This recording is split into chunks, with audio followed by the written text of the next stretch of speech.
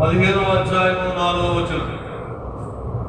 లూకా సువార్త 15వ అధ్యాయము 4వ వచనం.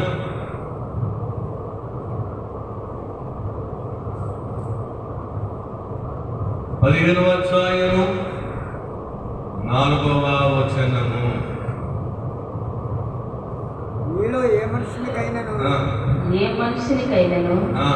నూరు గొర్రెలు కలిగి ఉండగా వాటిలో ఒకటి తప్పిపోయిన ఎడల అతడు 99 అడవిలో విడిచిపెట్టి తప్పిపోయినది దొరుకు వరకు దానిని వెదకడా. చిన్న ప్రార్థన.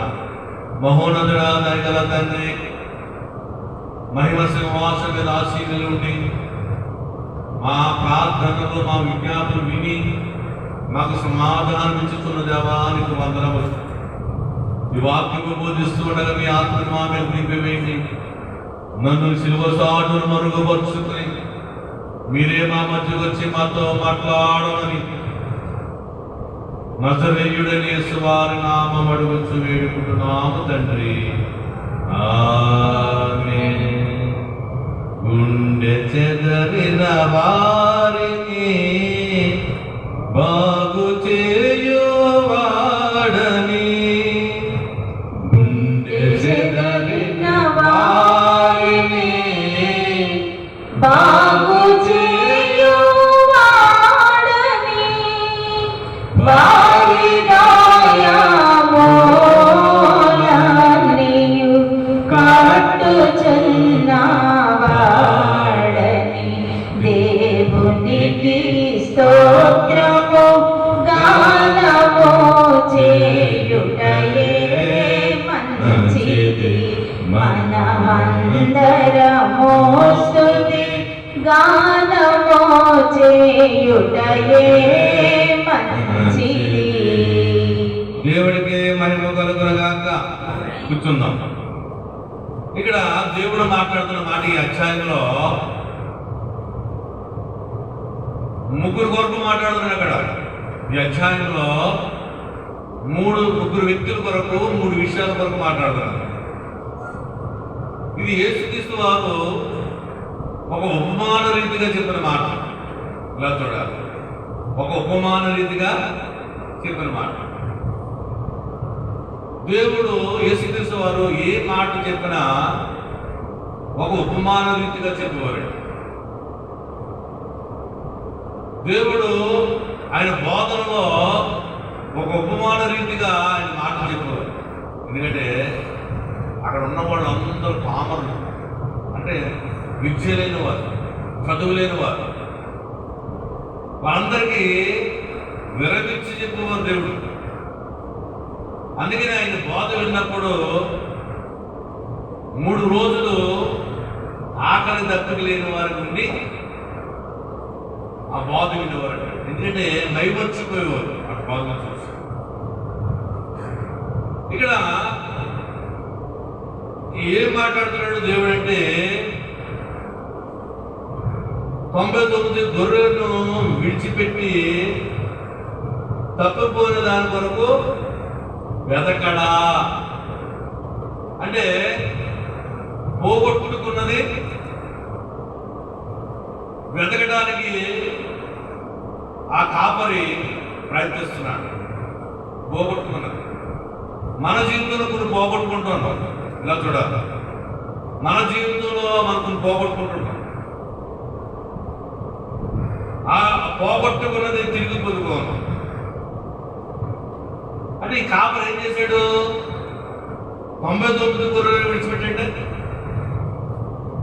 నీకున్న పనులన్నీ విడిచిపెట్టేసి ఏది పోగొట్టుకున్నావో దాన్ని సంపాదించుకోవడానికి బయలుదేరాలి. వెతకాలి. పోయిందిలే, పోయిందిలే అని ఇప్పుడు కూడా మనం ఉండకూడదు. అర్థమైందండి? ఇప్పుడు కూడా సాధించడానికి పట్టుదలతో వెతకాలి. ఎక్కడ వెతకాలి? దైవ సన్నిధిలో, ప్రార్థనలో వెతకాలి. ఎక్కడ? దైవ సన్నిధి అనే ప్రార్థనలో వెతకాలి. దేవుడికి మహిమ కలుగును గాక. పోగొట్టుకున్నది, కోల్పోయినది నువ్వు తిరిగి పొందుకోవడానికి, నువ్వు కావలసినది పొందుకోవడానికి ఇక్కడ ఏంటంటే అన్ని వదిలిపెట్టుకుని, అంటే 99 బరువులు విడిచిపెట్టింటే అన్ని వదిలిపెట్టుకుని, నీకు ఎన్నో బరువులు ఉండొచ్చు, లోకంలో ఎన్నో బరువులు ఉండొచ్చు, ఏదో చేయొచ్చు, కానీ అన్ని వదులుకుని ఎవరైతే పోగొట్టుకున్న దాని కొరకు కావలసిన దాన్ని ఎదుగుతారో వారికి దేవుడి కార్యం చేస్తారు.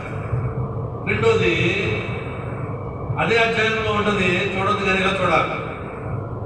ఒక స్త్రీ నాడు పోగొట్టుకుంటారు, ఆ నాడు కొరకు ఎదుగుతుంటుంది ఇల్లంతా. ఎలా ఎదుగుతుంది? ఇల్లంతా ఊడ్చి దీపం వెలిగించి జాగ్రత్తగా ఎదుగుతున్నట్ట. ఇల్లు ఊడ్చి దీపం వెలిగించి జాగ్రత్తగా వెతుకుతుందంట.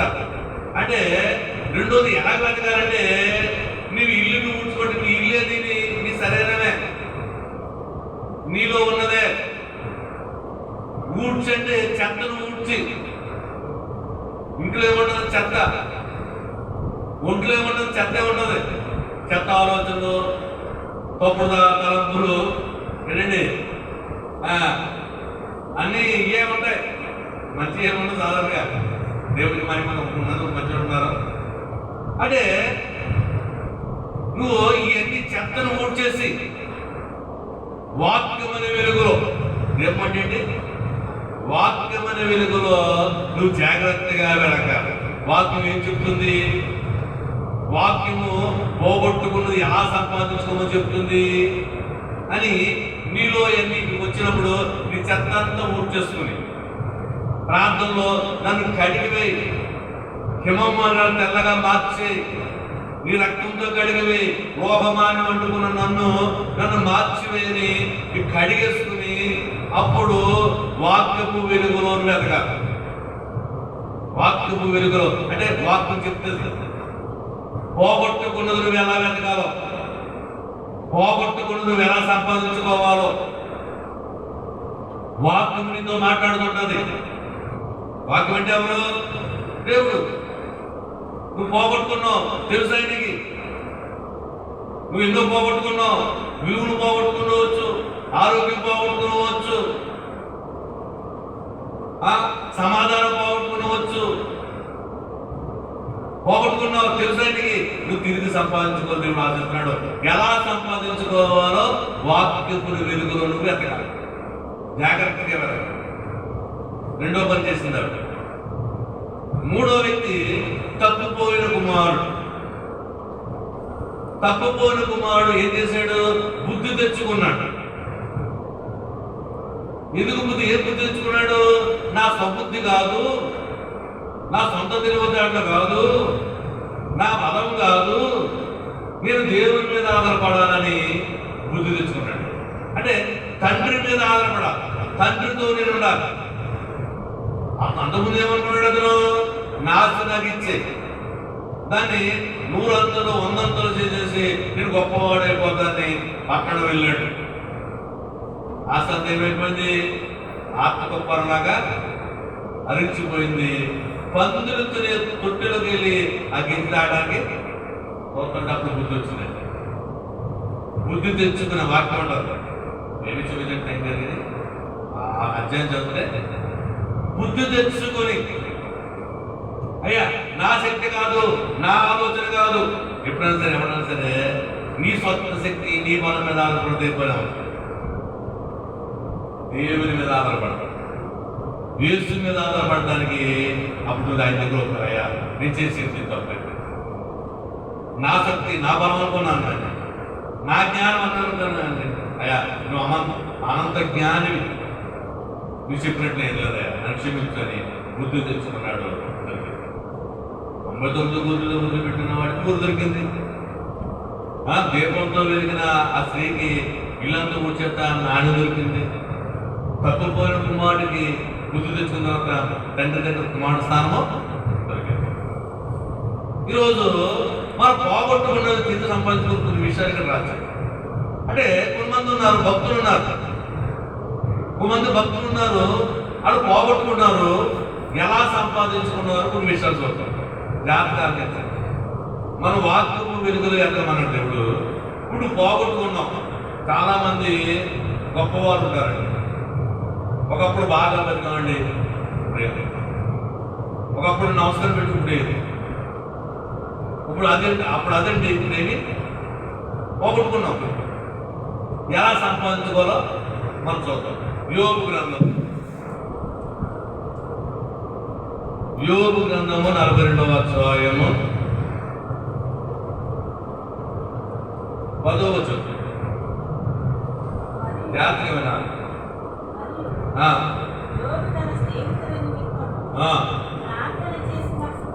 ప్రార్థన చేసినప్పుడు యెహోవా అతని క్షేమ స్థితిని మరలా అతనికి దయచేసెను.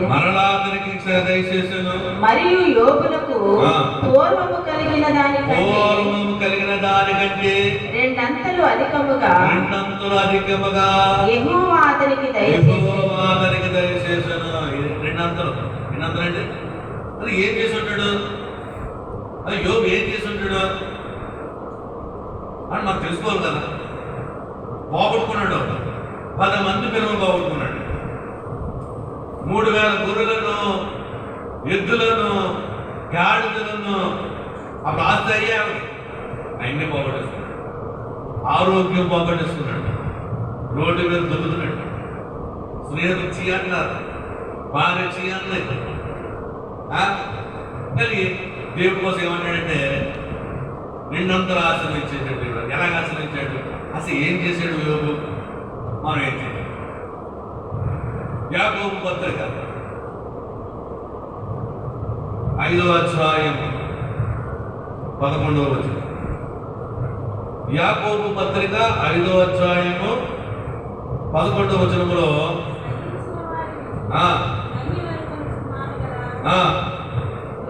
సహించిన వారిని ధన్యులనుకుంటున్నారు కదా. మీరు యోబు యొక్క సహనమును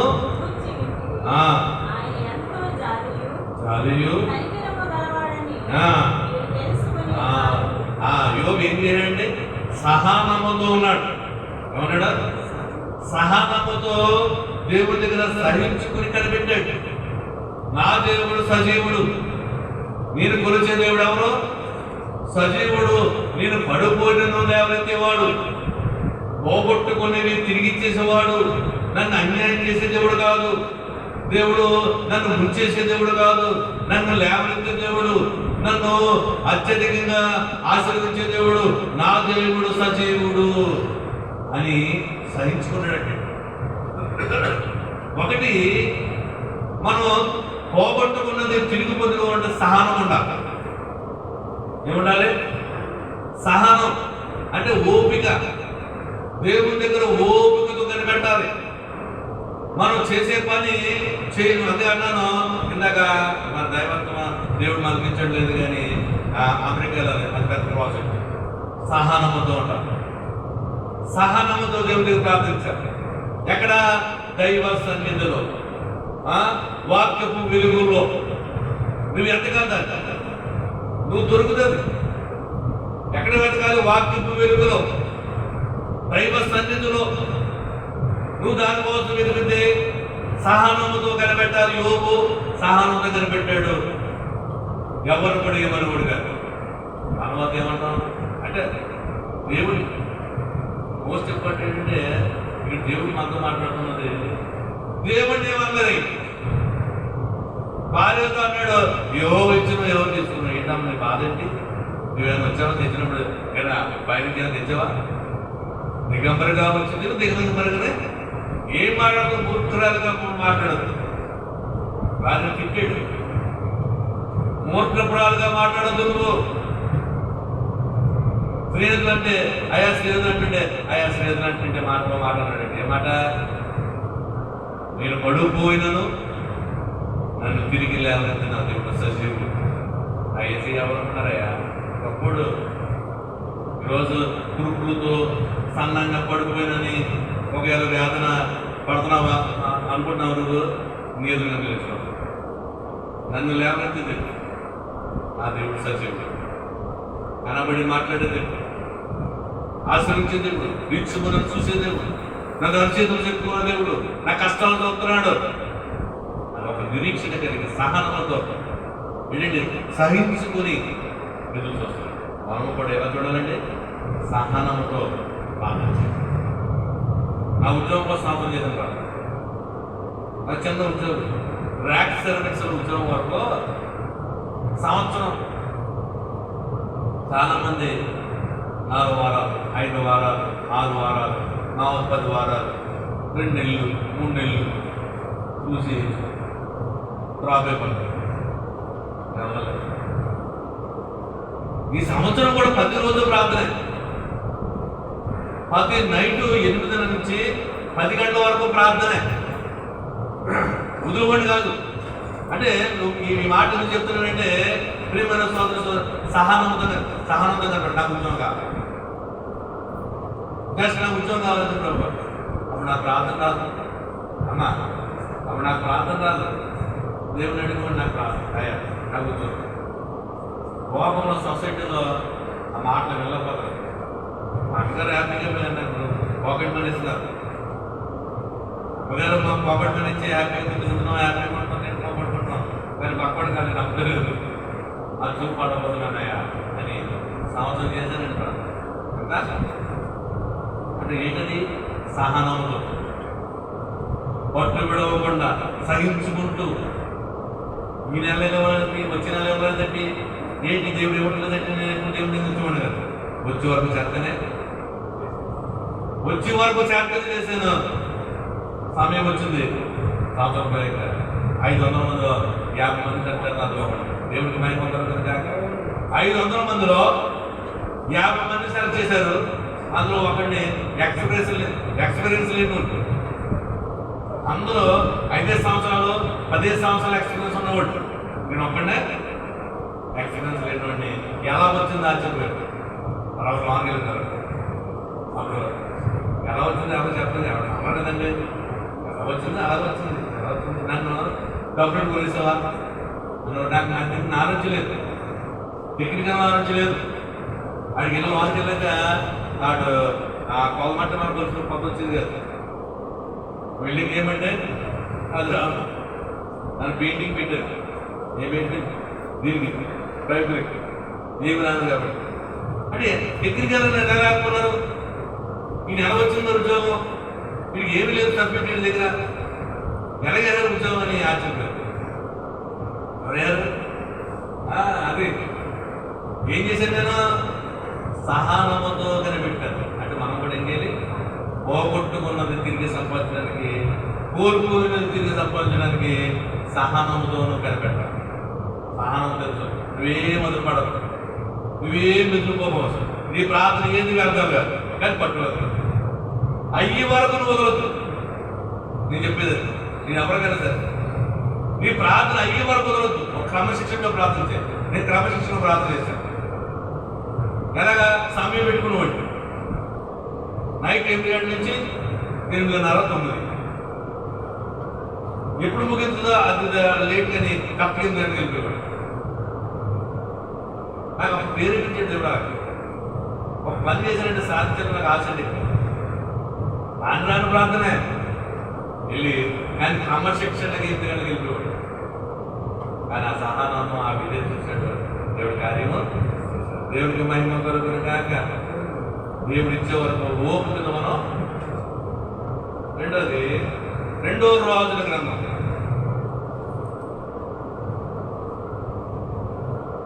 20వ అధ్యాయం 3వ వచనం. 2వ రాజుల గ్రంథము 20వ అధ్యాయం 3వ వచనం.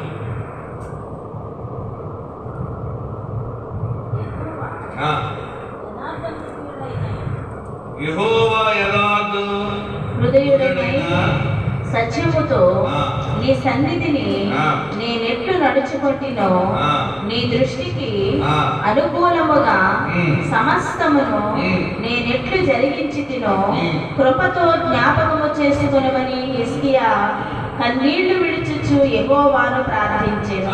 రెండవది పోగొట్టుకున్నది తిరిగి సంపాదించుకోవాలంటే ఆరోగ్యం పోగొట్టుకుంటాం, ఇంటికాడ సమాధానం పోగొట్టుకుంటాం, ఏంటంటే ఇంటికాడ శాంతిని పోగొట్టుకుంటుంటాం, నువ్వు తిరిగి ఎలా సంపాదించుకో దేవుడు చెప్తాడు. ఒకటి సహనంతో కనిపెట్టు, వాక్కు వెలుగులో ఉండు, సహనంతో ఉండు, ప్రార్థనలో సహనం ఉండు. వారాలు అయిపోయి 7 వారాలు అయిపోయి 9 వారాలు అయిపోయి అది వద్దు. తీసుకునే వరకు, పొందుకునే వరకు సహనంతో కనిపెట్టమని దేవుడు చెప్తున్నాడు. రెండోది కన్నీటితో ప్రార్థించు. ఇసుకే ఆరోగ్యం బాగుంటున్నాడు, క్యాన్సర్ వ్యాధి వచ్చింది. ఆ క్యాన్సర్ వ్యాధి వస్తే దేవుడు అడుగుతున్నాడు, అయ్యా నేను చేసింది ఒకసారి జ్ఞాపకం చేసుకో. యథార్థంగా సత్యంగా నేను ఆరాధించాను, నువ్వే దేవుడు అని మొక్కాను, ఏంటి తగ్గది అని ఏడుస్తూ ప్రార్థన చేస్తాను. మన ప్రార్థన కూడా, అయ్యా నీకోసం ఉపవాసం ఉన్నాను, నీకోసం ప్రతి శనివారం ఉపవాసంతో ప్రార్థన చేస్తున్నాను, సంవత్సరం ఒకసారి 3 రోజులు ఉపవాసం ఉంటాను, ప్రతి ఆదివారం నీ సన్నిధికి వెళ్ళిపోతాను, నీ కృపతో నన్ను జ్ఞాపకం చేస్తాను. అంటే నువ్వు చేసిన క్రియలు కూడా దేవుని గురించి చేయాలి. నువ్వు చేసిన పని, అయ్యా సంవత్సరానికి 52 ఆదివారాలు 52 ఆదివారాలు వెళ్ళిపోతాను, సమయానికి వెళ్ళిపోతాను, అయ్యా ఉపవాసం ఉంటూ ప్రార్థన చేస్తాను, నేను తెల్లవారుజామున ప్రార్థన చేస్తాను, ఒక్కసారి నేను జ్ఞాపకం చేసుకోవా అంటే తిరిగి పొందుకుంటాను. నీవు ఇంట్లో పోగొట్టుకున్నది, నీ సమాధానము, నీ ఆరోగ్యం పొందుకోవాలంటే దేవుని దగ్గర కన్నీళ్లతో ప్రార్థన చేయాలి. అంటే నీ భక్తిని చెబుతూ, అయ్యా నీ భక్తిని చెబుతూ నువ్వు చేసిన కార్యం, అయ్యా సేవకులకి సేవ చేశాను, మందిరంలో పరిచయం చేశాను, కుర్చీలు వేశాను, పరకాలు వేశాను, నీ మందిరంలో సత్యంగా యథార్థంగా పనిచేశాను, దాన్ని జ్ఞాపకం చేసుకోవా అంటే దేవుడు తప్పకుండా జ్ఞాపకం చేసుకుంటాడు. ఇసుకేకి ఇచ్చిన ఆశీర్వాదం కూడా అంటే ఏంటిది, పోగొట్టుకున్నది తిరిగి కోల్పోయినది నువ్వు తిరిగి సంపాదించుకోవడానికి ఒక మార్గం చెప్తున్నాడు. దేవుడికి స్తుతి కలుగును గాక, దేవునికి మహిమ కలుగును గాక. మూడో వ్యక్తి చూసి మనం ముగించుకున్న సమయం గమన, న్యాయాధిపతుల గ్రంథం 16వ అధ్యాయం 28వ వచనం. న్యాయాధిపతుల గ్రంథము 16వ అధ్యాయము 28వ వచనం.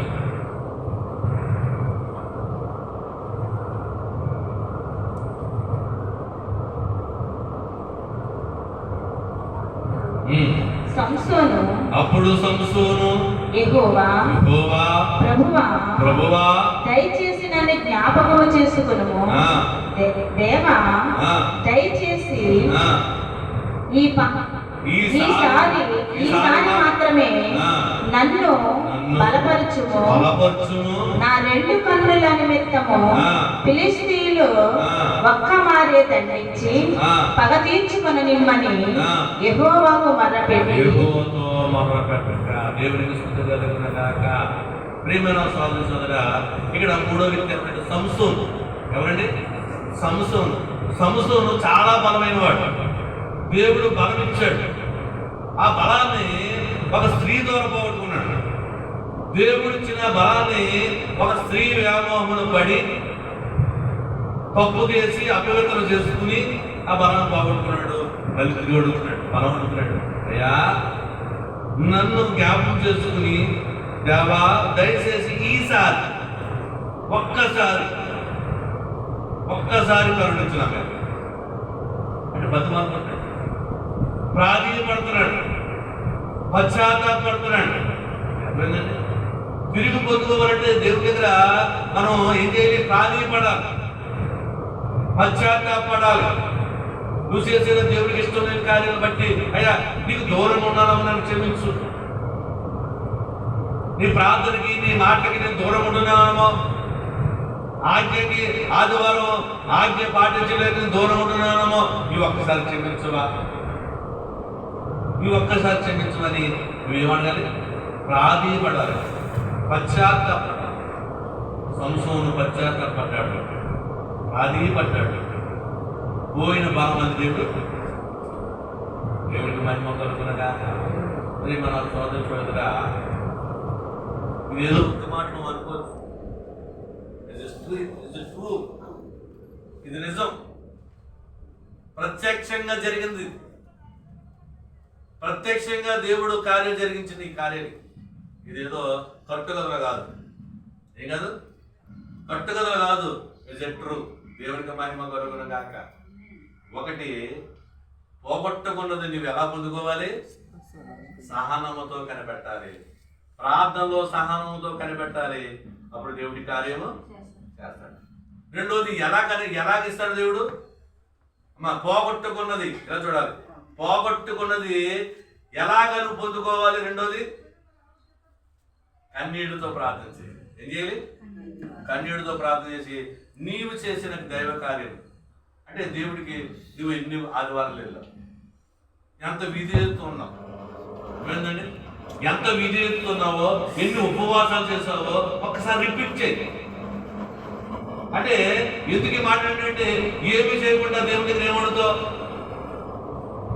ఏమి చేయ అంటే నువ్వేదో చేయాలి. నువ్వు దేవుడి దగ్గర వెళ్తున్నా నీకు నష్టం జరిగింది, కోల్పోయావంటే దేవుడి దగ్గర ఏమడగాలి? అయ్యా 10 ఆలోచించడానికి వచ్చాను, ఉపవాసం అంటే ఉపవాసం ఉన్నాను, వారానికి శనివారం ఉపవాసం ఉన్నాను, నన్ను కరుణించాను, కృపతో నన్ను జ్ఞాపకం చేసుకోవాలి.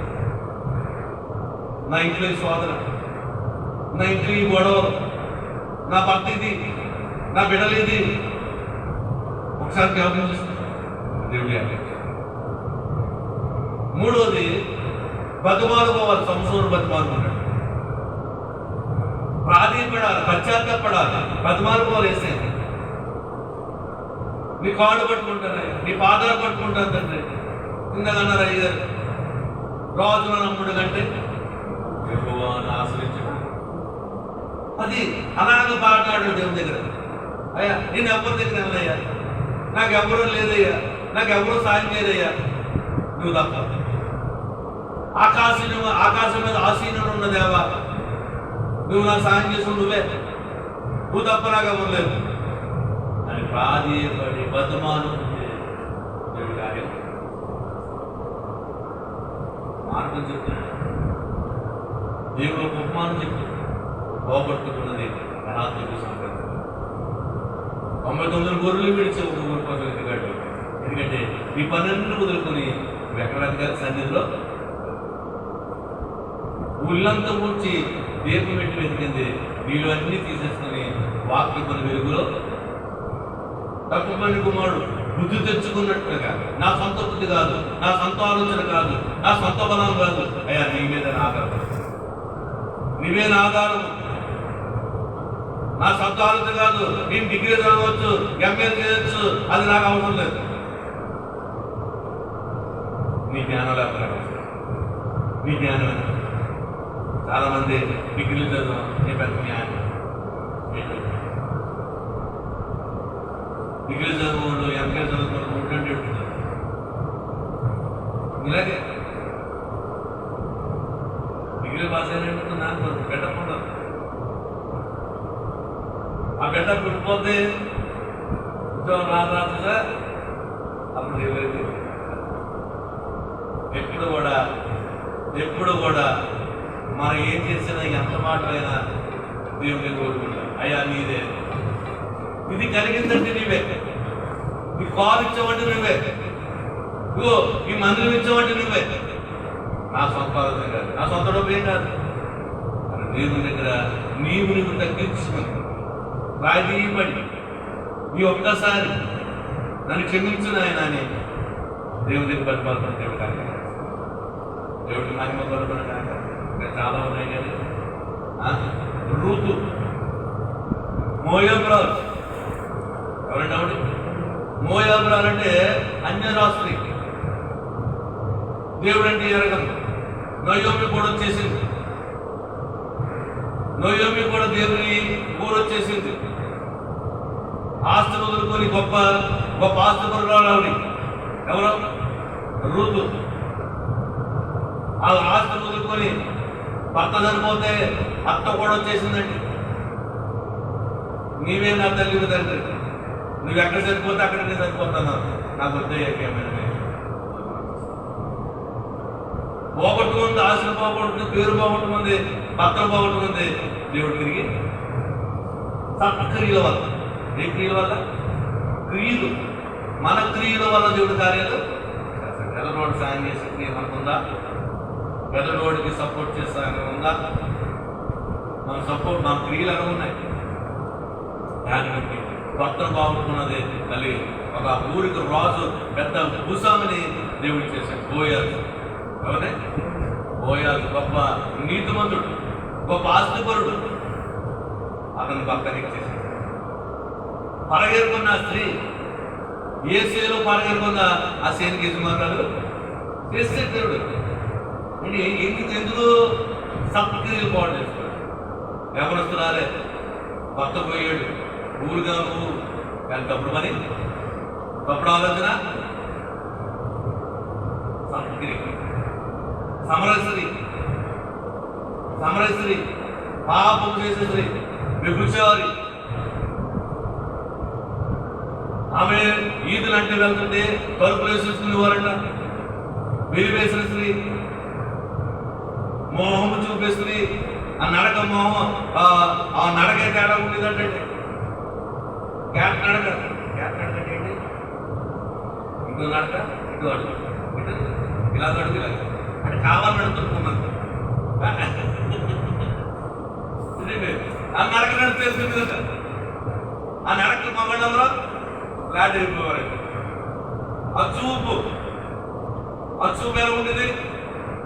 అది కూడా తేడా ఉండేది. ఈవిడ ఎలా చూస్తుంది, ఎలా నడుతుందని మీరందరూ ఏం చేసేవారు? భార్యలు తలుపు వేసేసేవారు. అదే స్త్రీ బావి దగ్గరికి వెళ్ళింది. అమ్మా ఎలా చూడాలి? బావి దగ్గరికి వెళ్ళింది. ఏసై మాట్లాడింది. తీసుకొచ్చిన ఆ కొండను వదిలేసి వచ్చింది. కొండ అంటే ఏంటంటే దానికి ఉన్న అపవిత్రతను తీసేసి, దానిలో ఉన్న పాపాన్ని వదిలేసుకుని, కొండను అక్కడ భద్రేసుకుని అవి వదిలేసి మళ్ళీ ఆ గ్రామానికి వస్తాయి. ఆ గ్రామంలో ఇదివరకు నడక ఆ క్యాట్ నడక మారిపోతుంది. విధేయత నడక కాబట్టి ఇదివరకు చూపు మారిపోతుందట. అదో దైవత్వమైన చూపు, జాతి చూపు. ఆ కళ్ళలో ఒక వెలుగు, ఆ నడకలో విధేయత, ఆ నడకలో ఎంతో శుభ్రత, పవిత్రత కనబడుతుంటే ఏంటన్నా మేము చూస్తాను. ఒకలా ముందు ఏమైందంటే మెస్సైని కలిశాను. ఎవరు కలిశాను? మెస్సైని కలిశాను. మెస్సై నాతో మాట్లాడాడు. నా జీవితంలో పోగొట్టుకుంది. ఏ పోగొట్టుకుంది? గౌరవాన్ని పోగొట్టుకుందండి. తిరిగి ఆమె చెప్తే గ్రామం అంతా ఆమె కూడా ఆమె మాట్లాడితే తలుపులేసేస్తున్నారు. ఆవిడ వస్తుంటే తలుపులేసేస్తున్నారు. ఆవిడ చూస్తుంటే తలుపులేసేస్తున్నారు. ఎప్పుడైతే దేవుడి దగ్గరికి వెళ్ళిందో, కుదురుకుండా ఉద్దేశం వచ్చిందో, అప్పుడు అంటే ఎంతమంది వచ్చారు? ఊరు వాళ్ళందరూ దేవుడికి మైదాక కొన్ని విషయాలు చెప్పానంటే, ఒకటి సహనంతో ఉండాలి, 2 కన్నీలో ప్రార్థన చేయాలి, 3 బతిమారుకోవాలి, 4 సత్క్రియల వలన పొందుకోవాలి, 5 నువ్వేది వదులుకున్నావో అది వదులుకుని దేవుని దగ్గరికి వచ్చి దేవుడికి మహిమ కలుగుతుంది కాక. దేశ ప్రార్థన చేసుకుందాం. దేవుడి కొద్ది వాక్యమును దీవించి ఆశ్రయించడం కాక.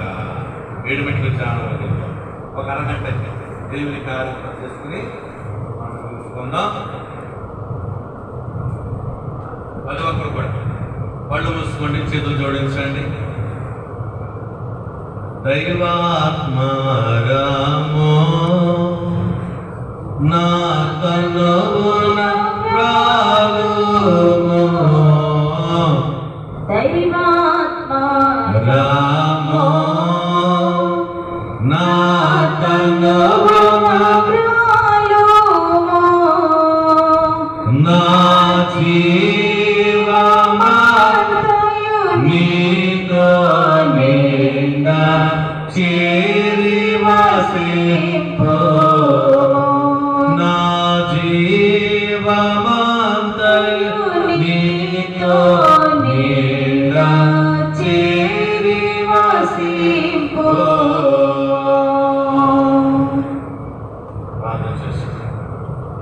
దేవుని ఎదురుగా పెట్టుకుని ప్రార్థించు. ఒక్కసారి ఎవరు ప్రార్థన చేసుకోవద్దు, మనోనిదానంలో ఉన్నాం. దేవుడు మాత్రం చూడండి ఒకసారి. ఇగో దేవుడు మహిమ సింహాసనం మీద ఉన్నారు, ఆయన చూసి ప్రార్థించే. నేను ఉన్నానని నా దగ్గరికి వచ్చిన వారు వెతికి వారికి దొరుకురని సెలవిచ్చారు దేవుడు. ఆయన మాత్రమే చూడు. ఇదే మనోనిదానం. దేవుని చూసావా? దేవుని చూస్తే రెండో మెట్టులకు వెళ్దాం. రెండో మెట్టే పాప ఒప్పుదల చేయండి. ఇప్పుడు ఒప్పుకోండి పాపాలు. దేవుని చూసావు, రెండో మెట్టులో పాపాలు ఒప్పుకోవాలి, నీ అపరాధాలు ఒప్పుకోవాలి. దేవునికి ఇష్టం లేని పనులు ఏం చేస్తున్నావు? దేవునికి ఇష్టం లేని పని నీవేం చేస్తున్నావు? బూతులాడుతున్నావా? పాప ఆలోచనలో ఉన్నావా? తప్పుడు తలంతో ఉన్నావా? దేవుడిని చూస్తున్నాడు. సర్వం ఎరిగిన వాడు, సర్వం ఎరిగిన వాడు. నువ్వు ఏం చేస్తున్నావో దేవుడు తెలుసు. దేవుడు అంటాడు, నువ్వు చేసింది తప్పు, నన్ను అడుగు, నేను క్షమిస్తానని దేవుడు చెప్పాడు. చేయని ప్రార్థన. నీ అపరాధాలు ఒప్పుకోవాలి, నీ నీ యొక్క దోషాలు ఒప్పుకోవాలి. దైవ సన్నిధిలో ఉన్న నీవు యథార్థముగా నువ్వు దేవుని అడగాలి. ఇగో సంసోను అడిగినట్లుగా, సంసోను అయ్యా ఈ ఒక్కసారి నన్ను క్షమించు, ఈ ఒక్కసారి నా మీద కనికరించు, నీ చేసిన తప్పే, నేను చేసిన అపరాధమే, నన్ను క్షమించు, నన్ను క్షమించు నాయన అని ఒక్కసారి సంసోనులాగా బతిమాలుకుంటే దేవుడు నీ కార్యం చేస్తాడు. పోగొట్టుకుని తిరిగి ఇచ్చేస్తాడు. ప్రార్థన చేస్తాడు. దేవుడు అడుగు, అయ్యా నన్ను క్షమించు నాయన, నా అపరాధాలు క్షమించు, నేను ఘోరమైన పాపి, తప్పుడు ఆలోచన, తప్పుడు తలంపులు, నన్ను క్షమించు నాయన, నన్ను క్షమించు. పాపిని యేసు ప్రభు, నే పాపిని యేసు ప్రభు, పాపిని యేసు ప్రభు, నే పాపిని యేసు ప్రభు, నీ రక్తపు ధారలచే నన్ను కడుగుము యేసు ప్రభు, నీ రక్తపు ధారలచే నన్ను కడుగుము యేసు ప్రభు. చిందిన రక్తమునా నే పొందితి స్వస్థతను, చిందిన రక్తమునా నే పొందితి